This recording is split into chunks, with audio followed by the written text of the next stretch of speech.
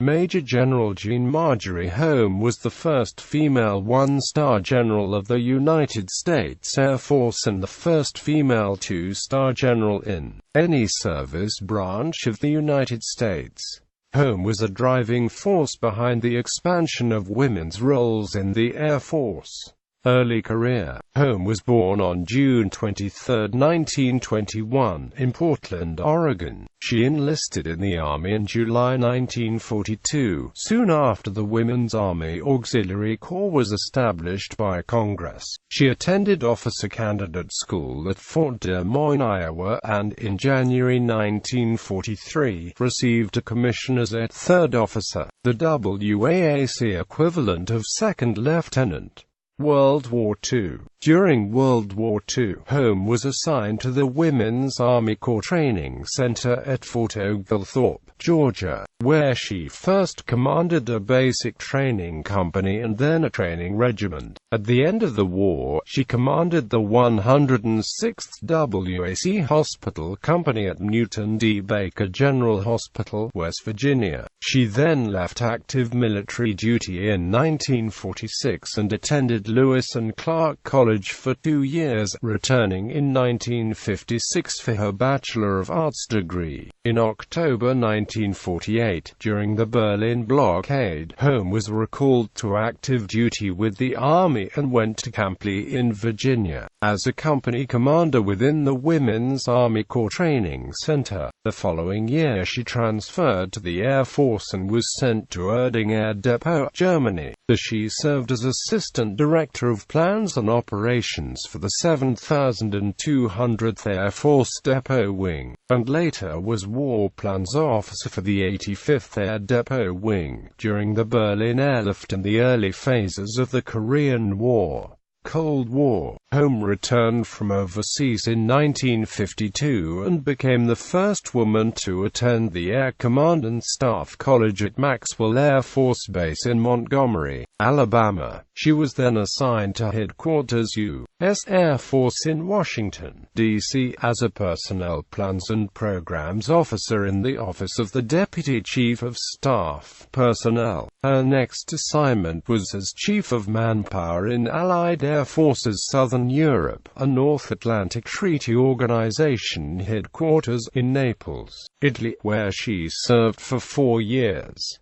She returned to Headquarters U.S. Air Force in 1961 and was assigned as Congressional Staff Officer for the Director of Manpower and Organization. For her work in this assignment, she was awarded the Legion of Merit, WAF. In November 1965, Holm was appointed Director of Women in the Air Force, in the Office of the Deputy Chief of Staff Personnel. Her appointment was extended twice, making her the longest-serving WAF director. She was responsible for overall staff cognizance of and advice on matters concerning military women in the Air Force. During her tenure, policies affecting women were updated, WAF strength more than doubled, job and assignment opportunities greatly expanded, and uniforms modernized. She was an active proponent for expanding the opportunities for women to serve in the armed forces and a catalyst for changing the roles and career opportunities within the Air Force. Historian Walter J. Boyne acknowledged her enormous influence on the role of women in the Air Force. For her exceptionally meritorious service in this assignment, she was awarded the Air Force Distinguished Service Medal. Air Force leadership. Holm was promoted to the grade of Brigadier General July 16, 1971, the first woman to be appointed in this grade in the Air Force. She was promoted to the grade of Major General effective June 1, 1973 with date of rank July 1, 1970, and was the first woman in the armed forces to serve in the grade. On March 1, 1973, Holm was appointed director of the Secretary of the Air Force Personnel Council. In this position, she was responsible for administration of the Council and functioning of its boards and served as president of the Air Force Discharge Review Board, Personnel Board, Board of Review, Physical Disability Appeal Board, Decorations Board and a Disability Review Board. Holm retired from the Air Force in 1975. White House. After retiring, Holm consulted for the Defense Manpower Commission. In March 1976, Holm was named Special Assistant to President Gerald Ford for the Office of Women's Programs. Holm helped Ford attract more female voters by reaching out to women's groups and making note of women's issues. Holm detailed for Ford a plan for presentation to the Justice Department which would authorize a full re-examination of the United States Code to determine whether the wording of any law was sex-based and not justified. Ford directed the Attorney General to begin the task and announced it to the public on July 1, 1976. At the polls, women voters favored Ford by a small percentage but were outnumbered by a larger male turnout. Males favored Jimmy Carter just enough to give him 50.1% of the popular vote.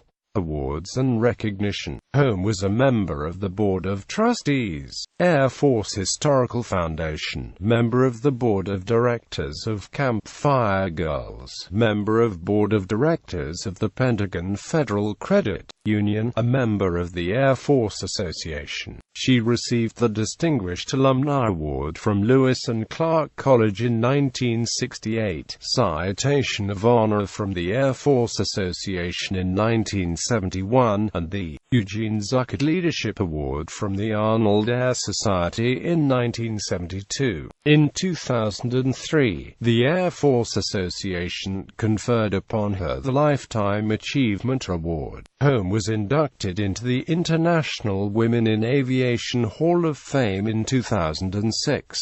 A section of Air University was reorganized in 2008 and renamed the Jeanne M. Holm Officer Accession and Citizen Development Center. Military Decorations. Effective dates of promotion. Author. Holm wrote 2 books about women in the military, beginning with Women in the Military, An Unfinished Revolution in 1982.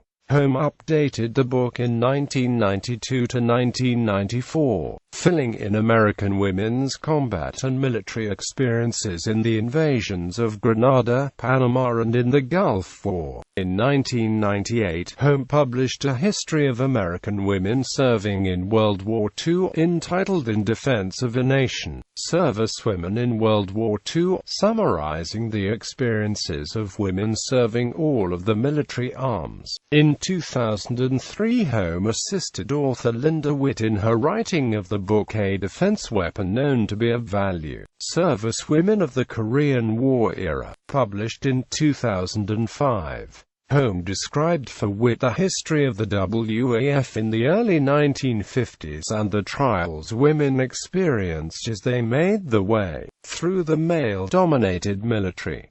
Personal life. Holm was an accomplished snow and water skier, student of ancient history, scuba diver and skipper of her own power cruiser. Prior to entering military service, she was a professional silversmith. On February 15, 2010 in Annapolis, Maryland, Holm died from pneumonia in both lungs. She was survived by her longtime friend and housemate, Lieutenant Colonel and Dr. Norma Loza, and family members such as a brother, nephews, and nieces, including Callan Holm, who worked with photos from the Jimmy Doolittle collection in 2006 for the Air Force Academy Library. Funeral services for Holm were conducted at Arlington National Cemetery on March 29, 2010, with full military honors.